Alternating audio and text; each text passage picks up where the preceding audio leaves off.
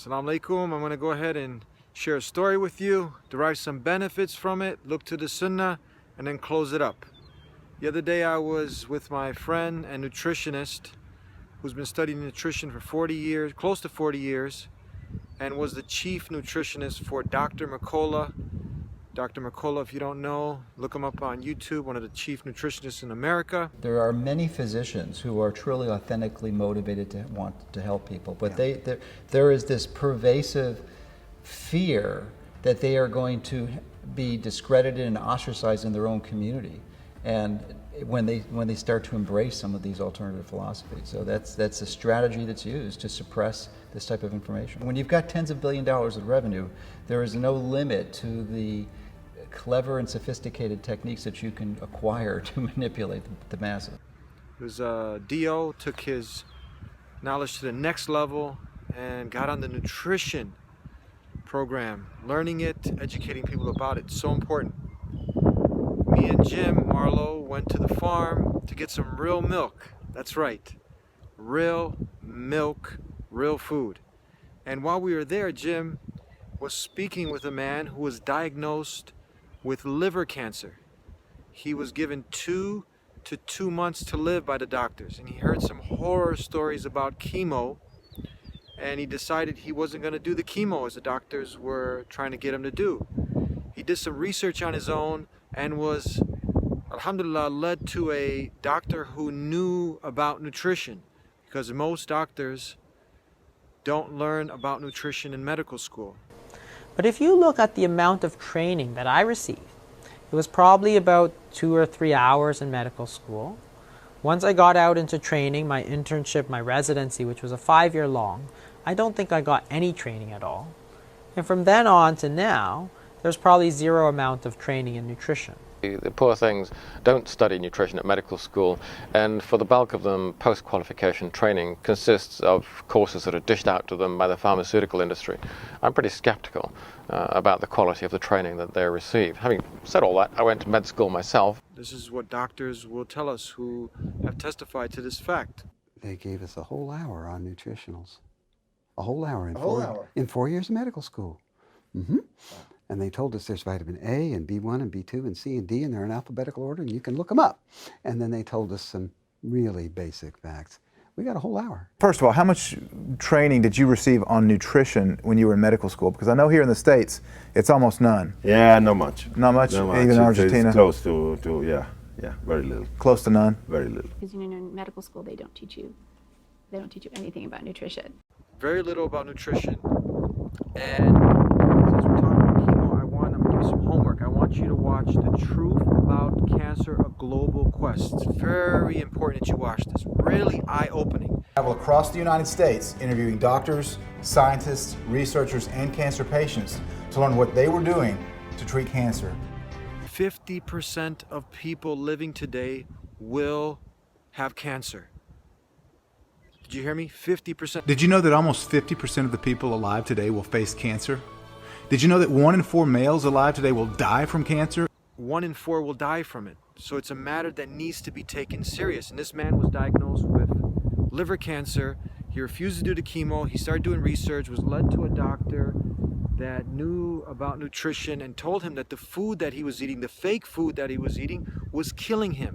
The Twinkies, drinking the alcohol, Pop-Tarts, and the basic standard diet that most people are on. He cleaned up his fridge, his cupboards. He started making an adjustment, started eating real food. And he was there at the farm telling Jim that it's been over 2 years. Thank God that he beat it. I mean, we all want to have clarity, focus, energy levels to go out, lose weight, get in shape, and be protected. One of the 5 things that we're told that many people take for granted is, one of them is health. Now you can direct someone to have all these things, so at the end their mood can get better, they can help their families and children to live a more fruitful life. Your worship gets affected when your energy levels are low, you can't focus, you got pain, you're suffering from some chronic disease. And 95% of chronic diseases are food related. The toxins that we're putting in our bodies are affecting us. cancer-causing elements. And many of us, we've fallen victim to the mass marketing campaign of the fake food industry. And it's as simple as getting off the fake food and eating real food. Going along to another example from the Sunnah, the Prophet Muhammad, peace and blessings be upon him, has said the son of Adam does not feel anything worse than the stomach. And that's where the diseases come from. When we start putting fake food in the body, clogging up the pipes in our body, and then what happens? We deprive the body from the nutrients that it needs, and then we give it toxic elements. No wonder why obesity, heart disease, diabetes, and cancer is at an all-time high. And then the Prophet ﷺ had said that enough for the son of Adam is a few morsels of food to keep him going if he's overtaken, then 1/3 air, 1/3 food, 1/3 water. Incredible advice. But what happens? Now imagine filling up your car with gas, not a full tank, maybe 10% of your tank, and then how far can you get with that? The car's going to yearn for more gas. It needs more gas to keep going, to keep functioning. So you have to keep going back to the gas station, and imagine in that gas you put some sugar maybe, or some other element that's not supposed to go in the engine. Instead of just filling it up one time with everything it needed, now equate that back to food. Imagine now what we're doing is we're filling up our bellies with toxic elements, with fake food, deriving very little nutritional value from that food. And then we're yearning more, like the engine needs more gas, so we're addicted to the fake food because there's addictive elements in it, no nutritional value. And most of this food that we're eating, they have over 500,000 fake food products that are out there, and we can't distinguish which one is real, which one is fake. And because we're not educated on it, we end up making bad choices. And then we go ahead and take the fake food instead of the real food, and then you get addicted to it. Soda pops, Coca-Cola, fruit juices, the sugar, which is a poison. And we're not talking about sugar that's from the dates or from apples and bananas. No, high fructose corn syrup. Homework again, I need you to take the matter serious. I need you to, side note, watch the documentary called Fed Up. Sugar is poison. It is a chronic, not acute, chronic, dose-dependent, depends on how much you eat, because there is a safe threshold, liver toxin. The metabolic diseases that are associated with obesity, the diabetes, the heart disease, the lipid problems, the strokes, the cancer, those diseases are being driven by sugar. You have to watch this and you will be amazed. It's another eye-opener like the other one. Homework, watch Fed Up. So we end up getting addicted to fake food, sugar, refined processed white sugar, and we end up getting no nutritional value in the food that we're eating, and it has toxic elements in it, cancer-causing elements, and then you keep wanting more and more, like the car needing the gas, and you putting in it the things that are affecting it in a negative way, and then you wonder why we're sluggish, your worship is getting affected. And going back to the Sunnah, there is a incident where the Prophet ﷺ, the companions, the community had heard a noise, and they were startled. It was dead night. We don't have lights all over the place, and they came out to see what's going on. And they found the Prophet ﷺ bareback on a horse, it is, with no reins, coming around the corner and saying, "Everything's okay. Everything is good. I took care of it." You know what kind of athletic shape you got to be in to jump on a horse bareback? And they were on so many defensive battles. There were so many people terrorizing the Muslims at that time, and we see it happening today, obviously, but they were trying to survive and stay alive, and they had to go ahead and defend themselves and also propagate the truth. And you think they They were, you know, the Prophet ﷺ had wrestled, the Prophet ﷺ and his companions, when they were making tawaf, you know why the Muslims, he would have them go fast to show their endurance, to show the shoulder, their strength. But I mean, how are you gonna get on a horse? We're out of shape. We have no nutritional integrity. We've fallen victim and prey to the food industry massive campaign. Now I want to give you guys a little bit of example of fake food, things that we're unknowingly creating sugar addicts with our kids. For instance, right here, all of this fake food. You see fake food, all of this stuff. It's fake food. This is all fake food, garbage, poison. Sugar is poison. Metabolic diseases that are associated with obesity, the diabetes, the heart disease, the lipid problems, the strokes, the cancer, those diseases are being driven by sugar. Creating sugar addicts, you know, this is again, all fake food. Another quick example of fake food is the cereals. Again, more fake food we want to avoid. Right behind me, another example of more fake food we want to avoid. We don't want to create sugar addicts or become sugar addicts, fake food addicts, so we want to avoid. This is just an example of more fake food.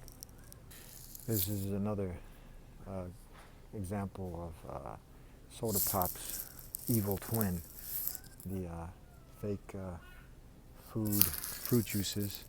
And you can really easily do a quick Google search and type in any of these foods and see what comes up. Start educating yourself there, real simple. Some more examples of fake food. This is all fake food. Sugar,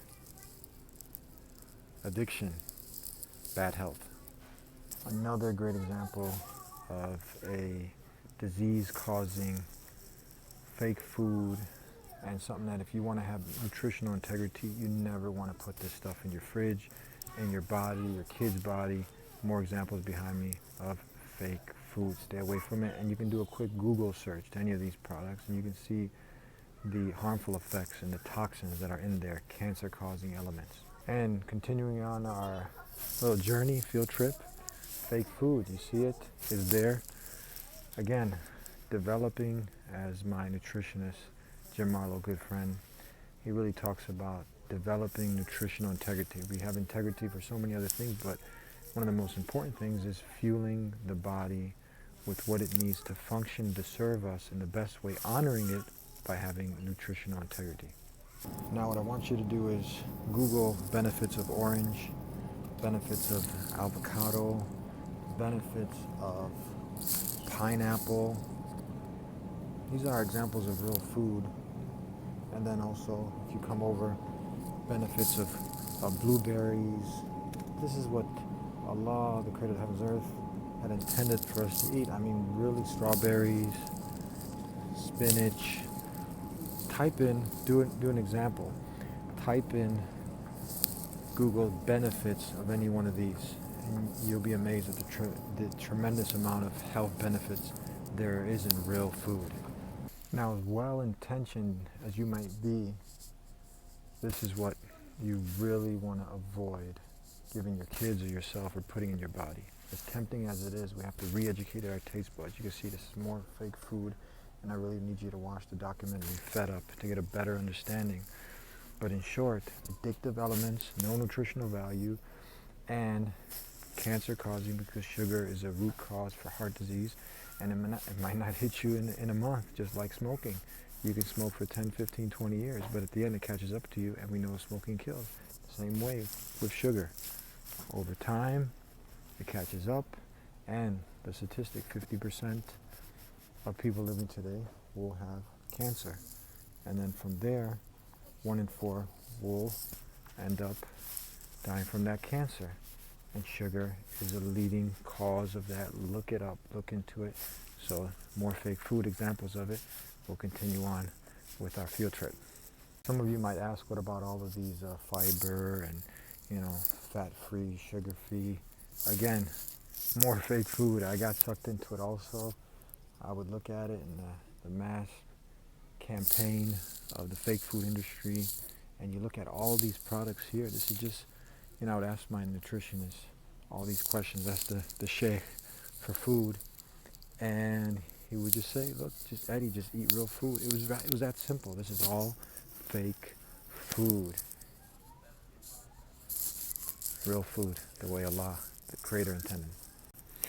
And as Muslims, we know that we don't drink, so we don't even have to get into that. But, you know, we know the dangers of alcohol on the human body, and it's so blessed that, you know, we have the Quran, we have Allah who's told us to stay away from it out of His love, so we don't even have to go there.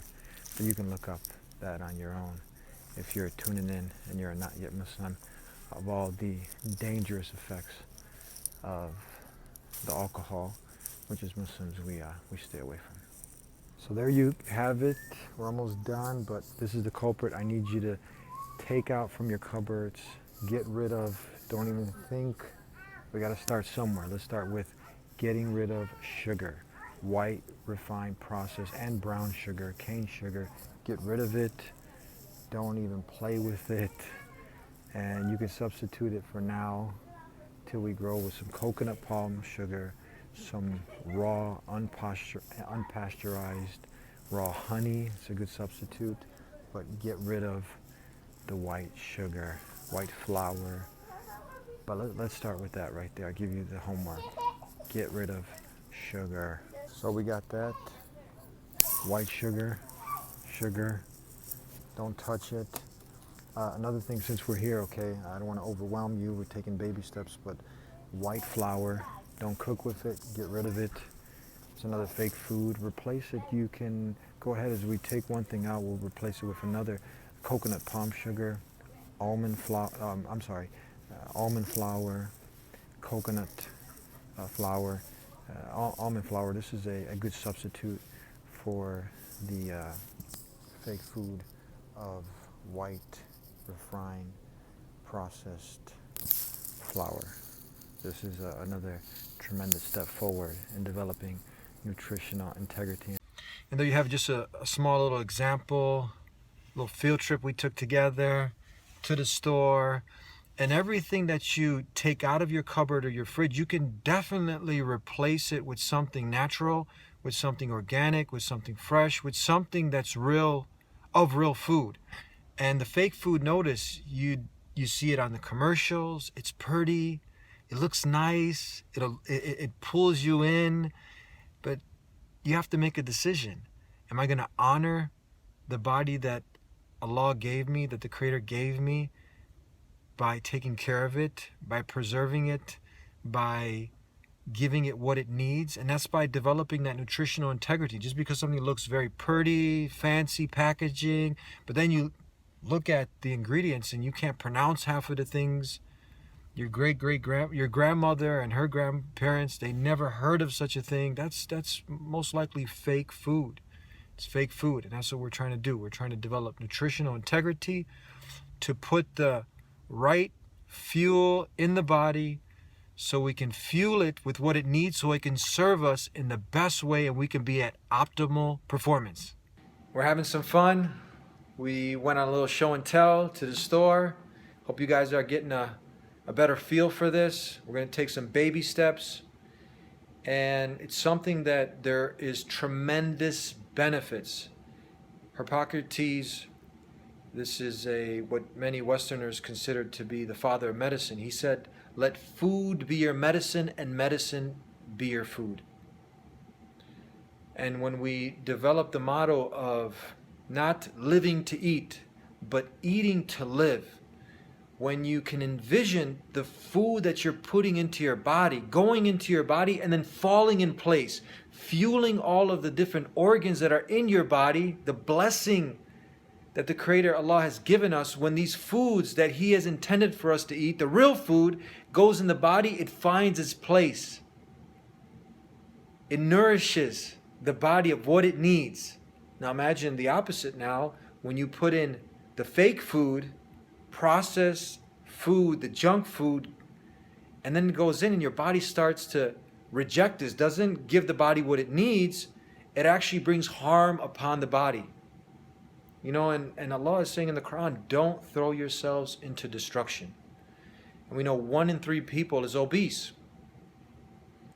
Obesity, heart disease, all of these 95% of the chronic diseases now can go back to the food choices that we're making. That's why we have to start making better food choices for ourselves, for our family, to protect, again, what is written is written. There's the spiritual aspect of it. But like I said before, you don't cross the highway blindfolded. We have to do everything in our power, in our capacity, to protect ourselves, to protect our health, and then we put our trust in the Almighty.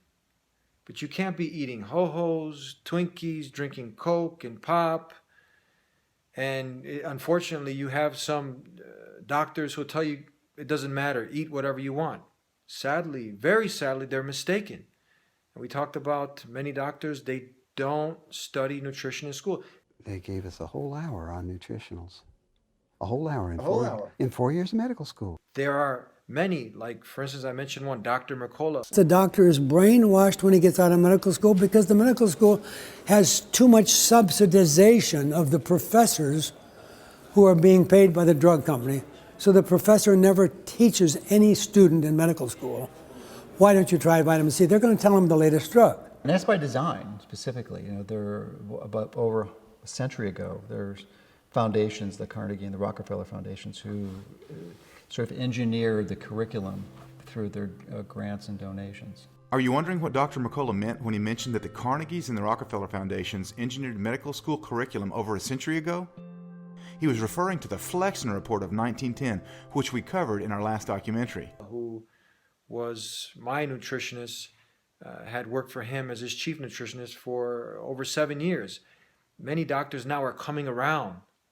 The best are becoming better because they're learning nutrition. And now they are helping people to change what they're putting in your body because they're realizing the effects that food has on the body. And I was given the example from the Sunnah. There was a hadith that one of my teachers had shared with me. If anyone can go ahead and reference where and what book of hadith this is in, I really would appreciate it. But Sheikh Ibrahim Zadan, who I've had on the show many of times, he told me that a companion had come to the Prophet ﷺ, and he told him, "O Messenger of Allah, I become tired, you know, like we become sluggish sometimes, fatigued." And he said, "Run, go run, do running, jog, basically." And we know the tremendous benefits, health benefits of exercise, of running. And we ask ourselves, are we taking time to exercise, be it be 20 minutes a day? That's another care and maintenance for the body. And then also what we've been talking about, doing something very simple, developing nutritional integrity. That we have integrity for so many other things, but for the body, the gift that the Almighty has given us, are we going to look at, for example, the next time I'm about to put something in my body, let's say the banana, it's real food. I look at this and I say, okay, how is this going to benefit me? If I'm looking at this, imagine it's a Snicker bar. That Snicker bar has no nutritional value, again, has addictive elements in it, is going to make me a sugar addict. And it's clear, I mean, the studies show that sugar is as addictive as cocaine. So now you're addicted to something that's bringing harm upon your body. That's a cancer-causing element. Remember the statistic? 50% of people living today will have cancer. So you're helping to bring cancer upon yourself. It's not going to hit you maybe in a day or two. Hey, 15 years you're living, but how are those 15 years? Are those fruitful, productive 15 years? Or you got a pain here, an ache here, damage here. You're spending how many days a week driving to the doctor's office? Huh? So I look at the food. I look at broccoli, spinach, and you can Google any of these. The real food, to see the tremendous benefits that are in the real foods, right? So I look at it and say, okay, how is this going to benefit me? How is this going to nourish me? Same thing, okay, we look at, for instance, Here's a good one. Look, instead of the fruit juices, we replace it, the pop. Look, water. And I'm talking about filtered water. There's a good filter. I recommend Berkeley water filter. You don't want to drink anything with chlorine and fluoride and all the heavy metals. Again, those are toxins. And those toxins, enough of them you put in the body, eventually cancer is going to creep up on you. Here we go. Coconut water, right? From the coconut. This is a great electrolyte, and it's part of real food. And you could do that with any real food. You Google it and you see like spinach, broccoli, kale, and you see that there's no harm that you're bringing upon yourself. But Coca-Cola?